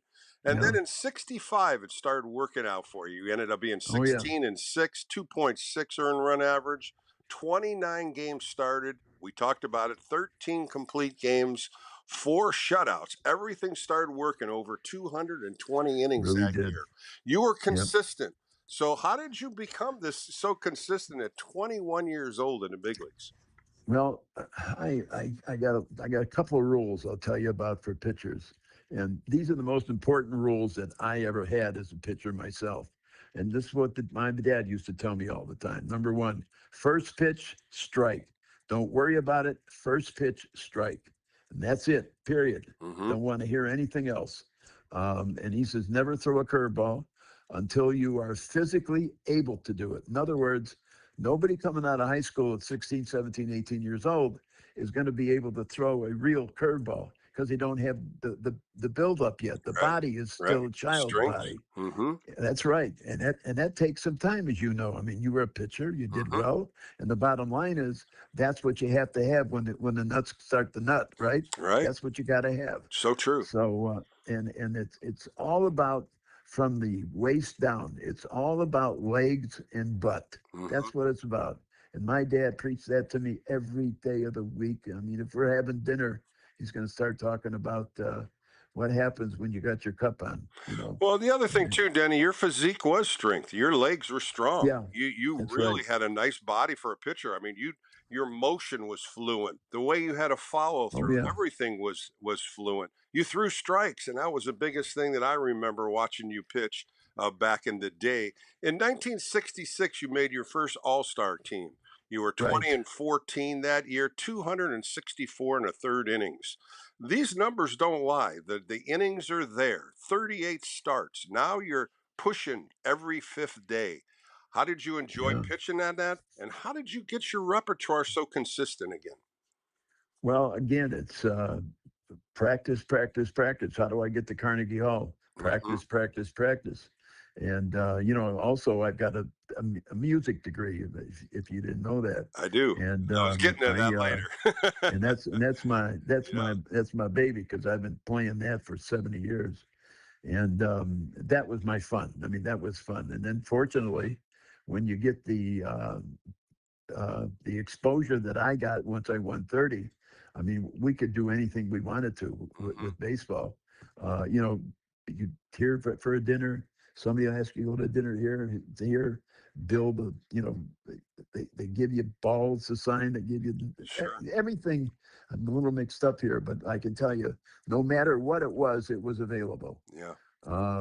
In fact, when I won my 30th game, and this is the hardest one for me to say, after winning number 30, eventually at the end of the year, I was given by General Motors a brand new Cadillac, Ford a brand new T-Bird, and beautiful. White Sox guys gave me it was a T-Bird of some kind. So anyway, they gave me 3 cars, all with titles, all insured, the whole thing. And well, you deserve them, Denny. You deserve well, them. I don't know about that. Let's look at 1968, 31-6. You're the last pitcher that's ever had 30 games. When you look at what happened in 1934, Dizzy Dean did it with St. Louis at 30-7, and even further than that, 1931, 31-4, Lefty Grove did it. That year, when you start dissecting what happened that year, and the numbers, when you started, the month of April, you go 2-0 with 1.9. You only had 4 starts. In the month of May, you go 6-1. Again, a great month of May. June, you go 6-1 again. And then everything starts clicking. Everybody's got eyes on Denny McLain because in July, you go 7-1. August, you go 5-2. And now all of a sudden, the month of September comes around and 30 games is right in front of you. And you end up going 5-1, and you ended up that year with 31-6. 30-game winner. I'll never forget it in my life because I watched it. You also threw 6 shutouts, and that's something very impressive. Bill Freehand was your catcher. Bill Freehand was a very good communicator. Another plus as a battery mate. What did you guys talk a lot alike? Did you guys get along? How was that we were 90% of the time we're on the same page. I mean, he was the best catcher I ever pitched to. I pitched the bench. I pitched the Casanova. Timmy McCarver. I pitched all of them. But I'm telling you, there was only one Bill Freehand.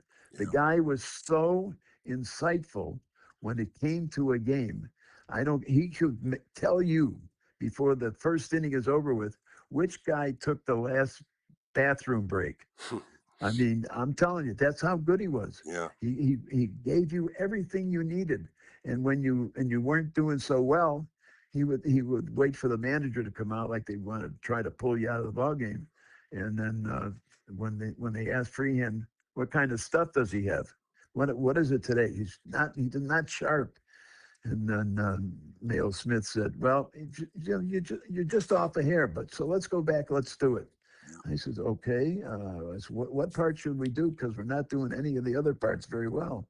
And he says, just start at the beginning. First pitch, strike. I says, oh, my father's back. I said, well, we're going to try some other things. That's great. The bottom line is, pitching is repeating yourself. Right, repetition. Time after time after time. Sure. And if you do that, you don't have to worry. Denny McLain joining me on the Extra Inning Post-Game Show. Johnny Sain was your pitching coach for many years with Detroit. And you, of course, communication with your pitching coach, the sides and all the different grips and all the different work you did. What was some of the mental part of the game that he taught you? Well, he taught me, believe it or not, I never really had a good curveball until Johnny came along. But when he came along, he also brought with him the Johnny Sain slider. And it wasn't a exciting pitch. I mean, it wouldn't bring the house down, standing up and what have you. But it was one of those pitches that I could get it over for a strike any time I wanted. I mean, I'll bet if you look at the record, I'll bet I missed maybe less than 10% with that pitch. I mean, it was unbelievable how good it got me. And 3-2, 2-2, 0-2, it doesn't make any difference. That's the way it went. And except for the fact, first pitch, strike. I mean, and if somebody was watching you from the other team, they certainly did not make a good attempt at it, because I started everybody the same way. Everybody. And here is the one thing. We used the percentage of deal on how many strikes on the first batter. And for 2 games, we did that to keep a little record of it. And 70% of the first pitches in both ball games were strikes. And that tells a big difference, doesn't it? It Yeah. tells you a whole big difference yeah. about the pitcher. Kept you in the game. You were in the game from the very first pitch. And a lot of guys like to take that little break and take a deep breath once in a while. If you pitch well and you do it the right way, you don't have to worry about getting tired. You don't have to worry about anything else. Now you got the entire circumference of your head in the ball game, and I think that means more than anything else. Well, and that tells you a lot about your complete games because you got ahead Yeah. of the hitters. You had less pitches per inning when Yep. you hit a 1, 2, God, 3 yes. inning, and that made that longevity go so far in your career. Yep. But there was You're another right. thing you did, Denny, in your career. You were a pretty good defensive pitcher. We talked about Yeah. fundamentals before. You only made 13 errors in 10 years. You know, Yeah. some of those maybe have been thrown to second base on a double play. What were some of the things that you gravitated to make yourself a good defensive pitcher? Well, the game that you play before a game all the time with you bunting the ball back to 3 or 4 different guys. Pepper is a good game. It does a couple of things. You're working out. You're bending over 100 times. You're doing everything that you could do working out. And then now you put the ball in play and you start hitting the ball a little bit harder. And it's amazing how good you can become on that mound. And Jimmy Cott taught me part of that too. I want to ask you about a couple of hitters that you did very Yeah. well against. One was Mickey Mantle, 8 for 36, My idol. just about 220. And then the other one was Harmon Killebrew, pitched very well against him, 13 for 65, about 200. Very good hitters. How did you work them, and what did you do to get them out? Well, there's this myth running around in Major League Baseball as well as some other probably college too. But the myth is this: throw the ball back up third. And I say that tongue in cheek. Mm-hmm. But what the bottom line becomes is that the pitcher has to take command of everything at any one time. Strikes being the mandatory issue. And if you will allow the pitcher to control the game, you don't have to remember much because the catcher remembers the same thing. Yeah. And I know I'm simplifying this a little bit too much, but it's amazing to me that if you pay attention, and I'm just talking about paying attention in a live game and not even being the pitcher of record, just to watch there for a whole inning and watch every pitch tossed will really teach you some things about yourself. Am I opening up well enough? Am I in the right side of the rubber? I mean, all the little things that we take for granted, right? Right. I mean, every one of us did. And but this whole system that Saint had developed was just it was just a no-brainer for lack of a better term. Johnny Well, it knew made what the the game hell he better was for doing. you, right? It made you Oh, yeah. feel the ball. It made you become that fifth infielder. All the things Yep. that you learned All all the the way time. back to Little League, it was things you adjusted to, but you had a great career doing it on the defensive end. So let's go away from it a little bit, away from baseball. You talked about it. You played Oregon, and you really played it very well. You probably still do it now. You learned Yep. from the White Sox organist. Is that true? Yes, Bob Freed was his name. Right. He was my teacher when I was just learning how to play piano and organ. And after about 5 or 6 years of pretty intense tutorage, he was great. Mm-hmm. And he toured Vegas. He toured everywhere. So that's how good of a player he was. Everybody wanted to use Bob. And Bob later became a professor at the University of Illinois. So, Denny, And, do you still play? Do you still get on there and Oh play yeah, the keys? sure, That's great. absolutely, That's great. absolutely. I can't give that up. That was the one thing my dad demanded. You get that thing done, and you get that thing so you can read it. And the biggest thing that I found out that I accomplished was I was able to read music. Mm-hmm. And there's probably 80% of the people in this world who play a piano or an organ, they probably don't read music.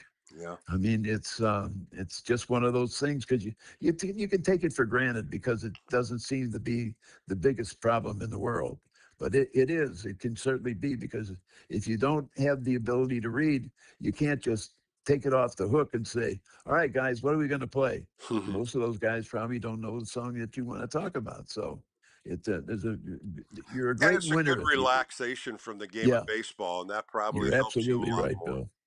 A couple more Absolutely, minutes with Denny McLean on the Extra Inning Post Game Show as we recap what you did, Bill. Denny. What a Bill. great career, 131 and Bill. 91. Bill. Go ahead. Bill. I don't have anywhere to go for 2 hours, so I'm okay. You want to still talk, right? Well, we could talk all day, Denny. You are my hero. That's why I'm so excited to speak with you today. Well, thank you. Watched it on the black and white in my living room. I loved Thank you. watching you pitch, and the Tigers was my team in Toledo, and it was all those guys that you had Oh around yeah, you, the yeah. Al Kalines, the Willie Hortons, the Norm Cashes, and of course, the next person I wanted to talk to was Mickey Lolich.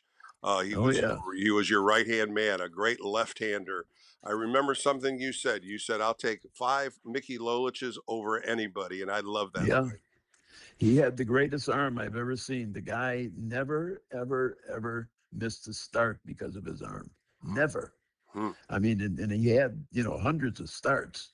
And even at the latest age in his life, pitching, when he was still pitching, he had the ability to still go out, warm up, and probably give you 4 or 5 innings. I mean, he was 80 years old. He was fascinating, and we didn't even get into that '68 World Series that you had to go up Oh, against Bob Gibson, and you ended he up saved. winning Game 6, and then went Game 7. What a fabulous World Series that was! Well, Mickey saved my life in that game, by the way, because if he doesn't win that ball game, they're probably going to shoot me and hang me in Detroit. So I'm praying for him. Jesus couldn't have brought more blessings to the ballpark that day than I did. That was a fabulous World Series, one of the Great. best World It was a Series great in 7 one. games, and going against Bob Gibson. Yep. That was just a hell of a mark for your team to do, and all Sure the players was. trying to make contact with him. He was sensational. What'd you think of Bob Gibson back then? Well, that day, I said this 1,000 times, that day, he was the greatest pitcher God ever put on the face of the earth. That day. A lot of guys had good stuff, lots of guys, as you know. But the bottom line is, that day, he had control of everything and everybody. And we knew in the 3rd inning, unless we had somebody in the stand shoot him, or get him afterwards and tell him what we're going to do to him, try to scare it out of him, nothing would have worked. Listen, when I hit the first time, I'll tell you how good he was. The first 2 pitches that he threw to me, 2 fastballs, I never saw. Wow. Neither one. It's not because of the speed. It's because of where he put the ball. And there's nothing worse than trying to hit a ball when it's down and in on the inside part of the plate. I think that's the toughest son of a bitch in the world to hit. And boy, he had it that day. He just threw me one after another. And I probably kissed my butt long before I ever struck out on the 3rd pitch. I mean, he was unbelievable. And he had something that he never had before, he admitted to it, that he never had that kind of a curveball. And I said, where the hell did it come from? He said, I don't know, but it was there one day. And I said, you Boy, bet it your worked. bippy it was there. Boy, I worked Oh, it, did. boy. Denny, you were my idol, man. I watched you like a hawk. God bless you. It was a pleasure catching up with you, and what a fabulous career, Mr. McLean. I appreciate your time. Well, maybe we'll do something during the World Series or something else I'll be like happy that. to catch up with you, Denny, but thank you This so has been much. this has been a lot of fun, Billy. And everybody out there, have a great day, have a great month, and a great year, and let's all rock and roll. All right. That was Denny McLean Thanks, on the Extra guys. Inning Post Game Show. More coming up right here on KNBR.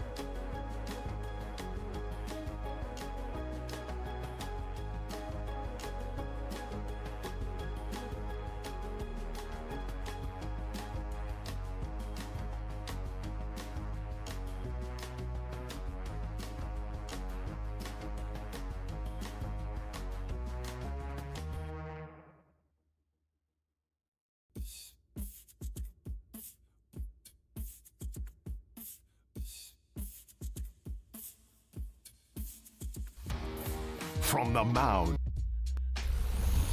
KNBR Extra Innings with Bill Laskey keeps the postgame rolling live right here. Sponsored by Lenardi's Markets of the Bay Area. Quite simply, the best. On KNBR 104.5 FM and 680 AM. The sports leader.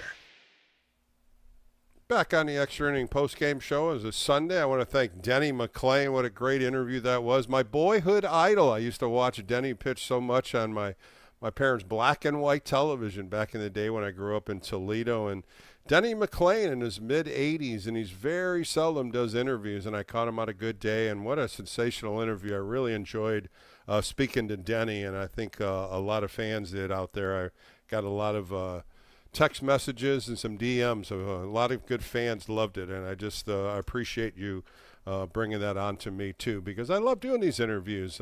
Some of the great players just don't have enough time to talk about their careers. And Denny McClain, the last 30-game winner. How about 31 wins? Sensational.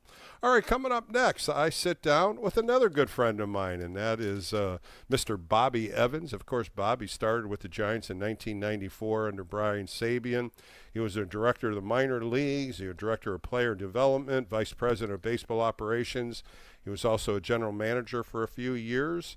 And now he is an advisor for Buster Posey, the president of baseball operations. And I want to talk about why Bobby, Bill? Well, Bobby had his fingerprint on all 5 of these players that went on the Wall of Fame. When you think about Buster Posey, Pablo Sandoval, Joe Panik, Brandon Belt, Brandon Crawford, Bobby watched them, drafted them, watched them go through the minor leagues, and watched them develop into World Series champions. You saw Bobby Evans on the field yesterday when they made the celebration for all 5 players.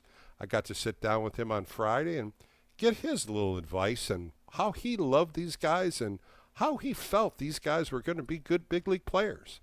He was pretty right, because all 5 of them turned into sensational Giants, and that's why they're on the Wall of Fame. Coming up next, I speak with Bobby Evans as we continue the celebration of the Wall of Fame with all 5 of these players. That's next, right here on KNBR, the Sports Leader.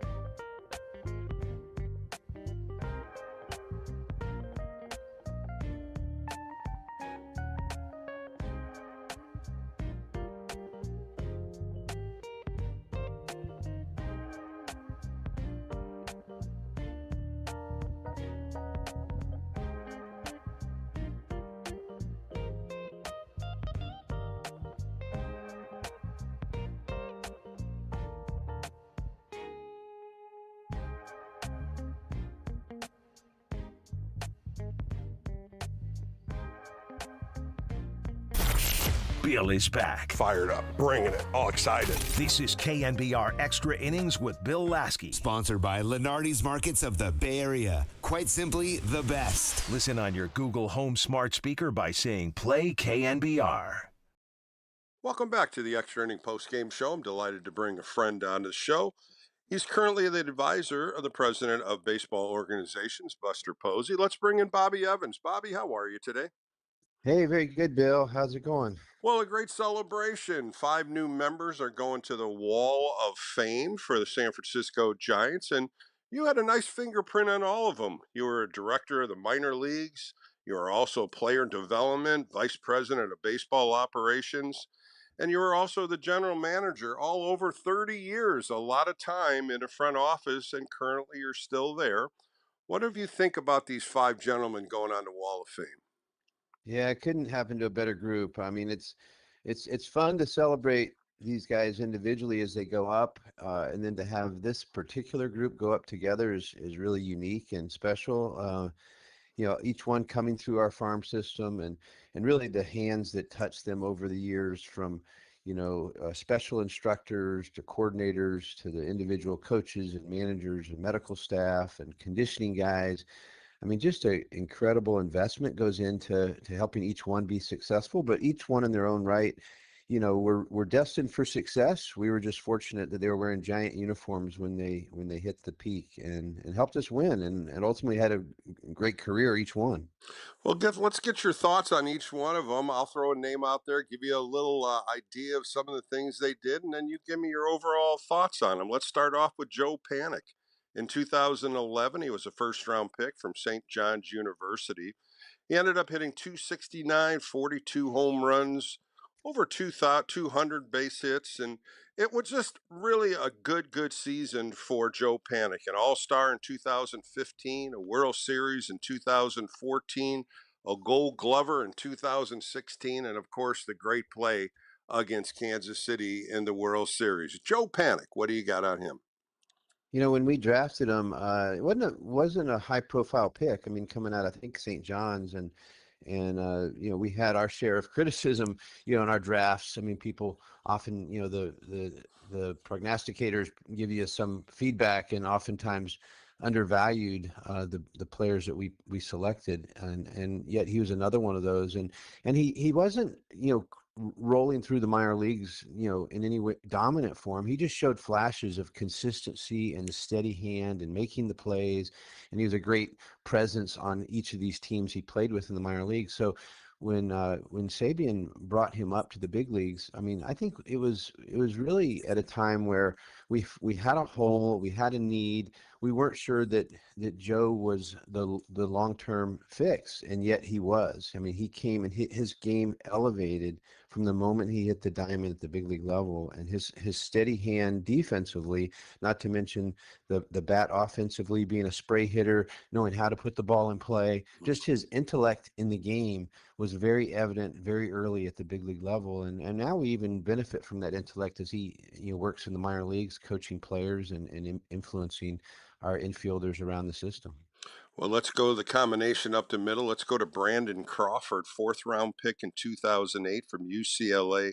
Just a fantastic career with the Giants, a 3-time All-Star, 2-time World Series champion in 2012 as well as 2014, 4-time Gold Glover, Silver Slugger, 249, 147 home runs, 748 RBIs.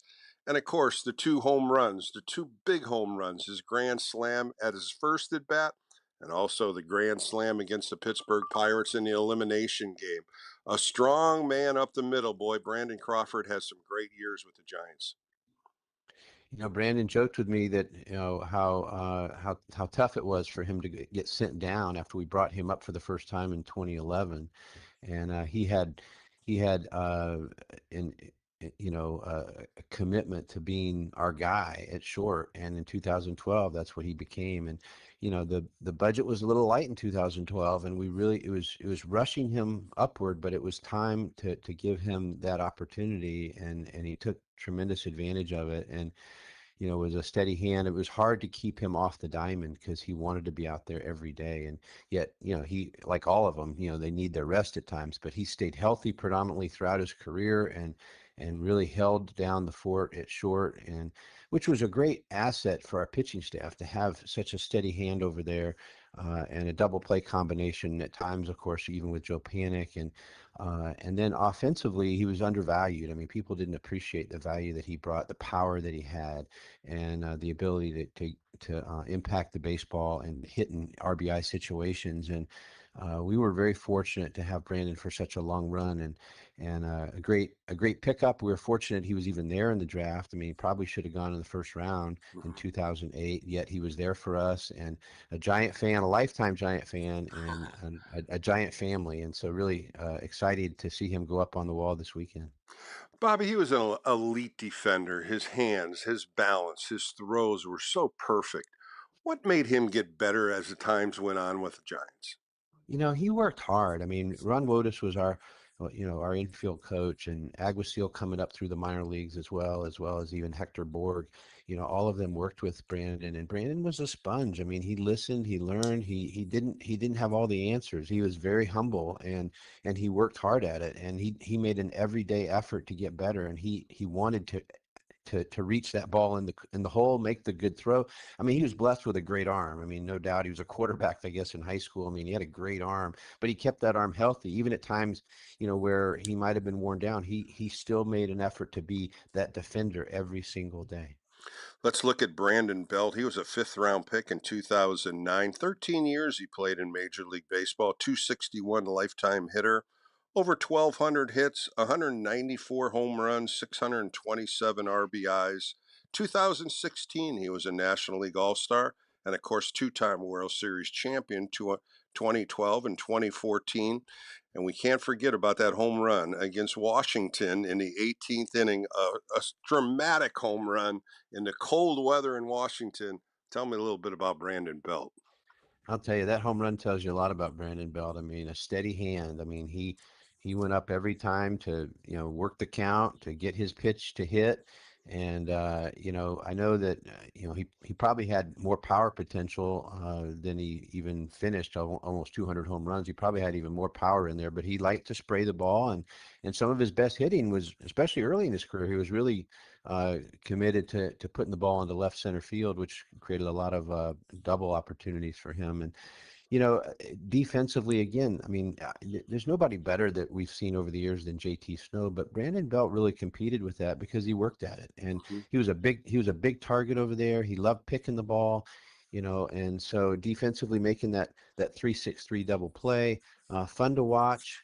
He had a way about him that I think, in those situations like that, whatever 18th inning in Washington, I mean, he was going to fight every at bat, and that ball going off his bat will always be in our memory banks. And he had some special offensive contributions over the years, but his steady hand is what sticks with me the most. Staying with that offensive mindset, in that Kansas City World Series, he got a hit in every one of those games in 7 games. Very rare to do that. And I loved what you said. He sprayed the ball all over the field. Plus, he had the raw power where he could take you out. If you looked at him as a hitter, what kind of hitter would you say he is? No, I mean, he was a smart hitter. I mean, he really wasn't going to get fooled. He knew the strike zone. He wasn't going to get up there and put the pitcher at an advantage. He wanted to keep the advantage to himself, and sometimes that meant taking close strikes, and that could be frustrating at times, especially in RBI situations. But Brandon was, he was committed to his game, and he really stayed within himself. He didn't want to get too far, do too much. And, at times, again, he could have had more power. He could have used more power, but he wanted to spray the ball. He wanted to get on base, and he valued the hitter's count. And that kind of hitter, paid off for us. Let's go to Pablo Sandoval, the Panda. 153 home runs, over 600 RBIs, a 2-time All-Star, a 3-time World Series champion, and of course the World Series MVP in 2012. And we can't forget about the 3 home runs against the Detroit Tigers in Game 1 right at Oracle Park. A little bit about Pablo. Pablo coming up through the system, it was really hard to figure out where he was going to play. I mean, he could catch, which was, a strength of his, but at the same time, he could play first, he could play third.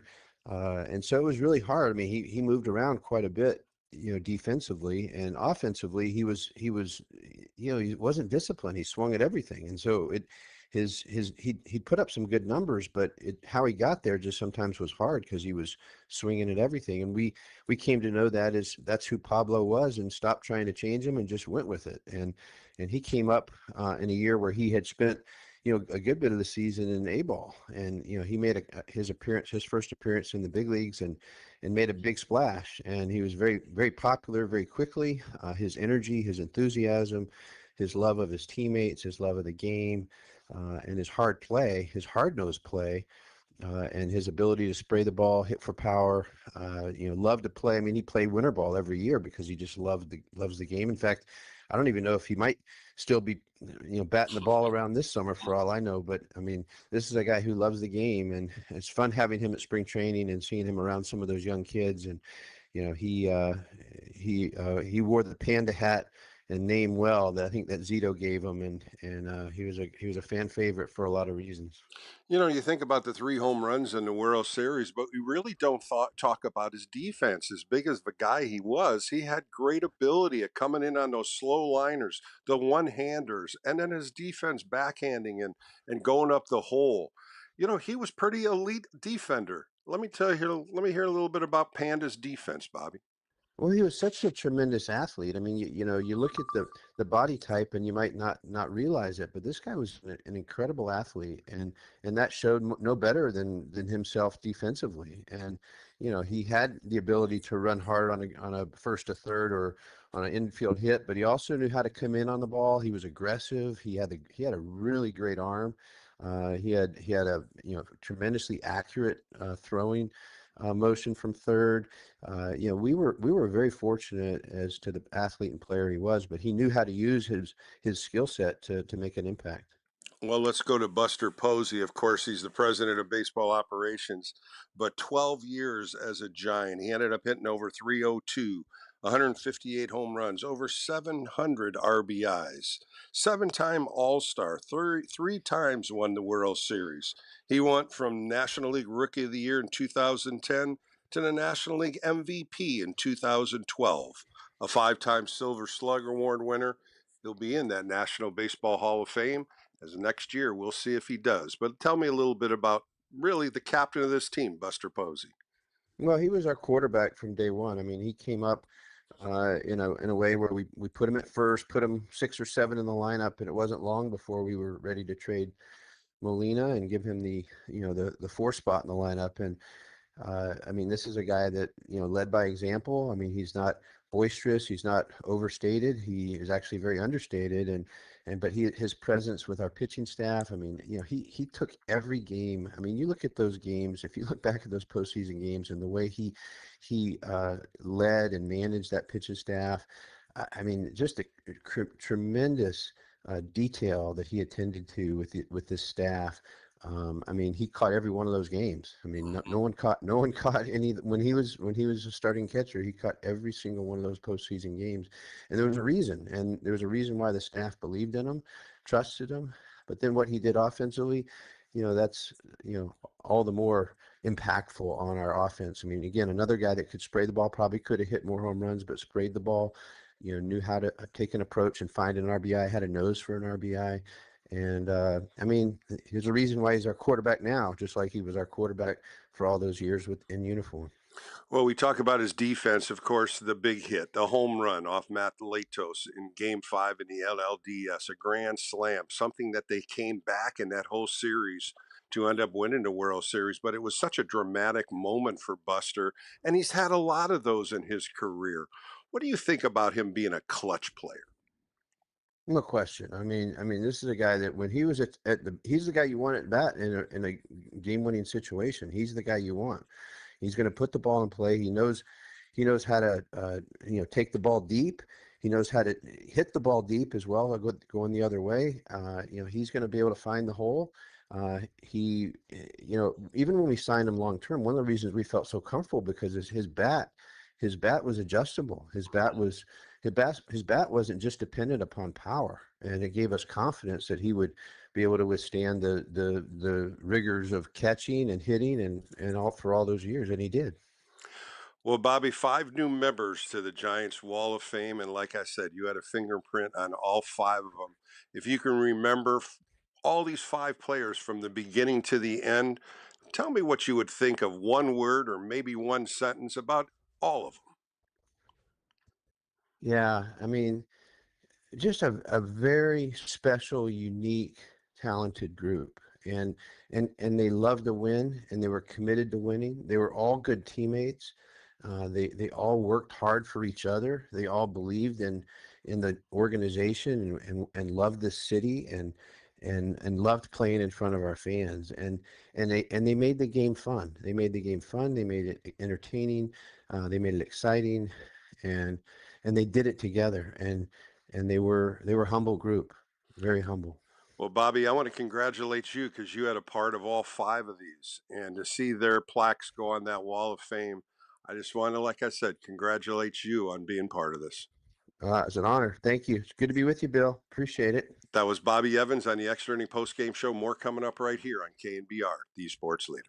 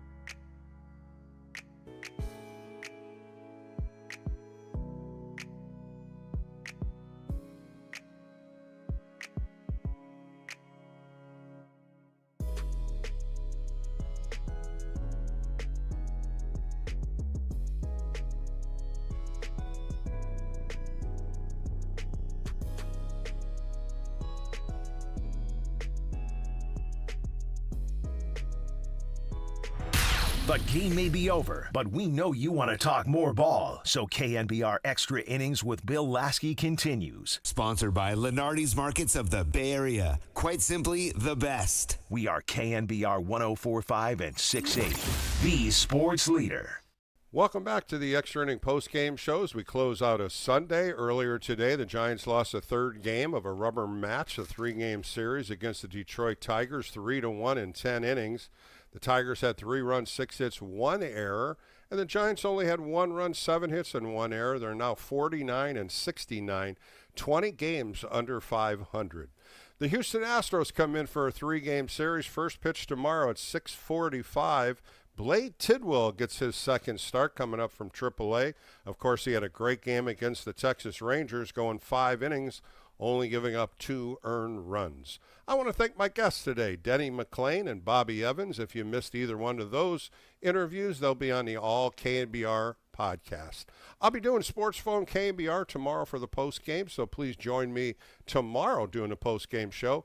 And of course, next Friday, Saturday, and Sunday, I'll be right back on the KNBR airwaves. I want to thank my producer, Ryan McCarthy, did a great job. And thank you, Giants fans, for making these phone calls and talking Giants baseball as we keep moving forward into the season, as this Giants team's got to get a little better for all of us. For Bill Laskey, have a great Sunday evening. More coming up right here on KNBR, the Sports Leader.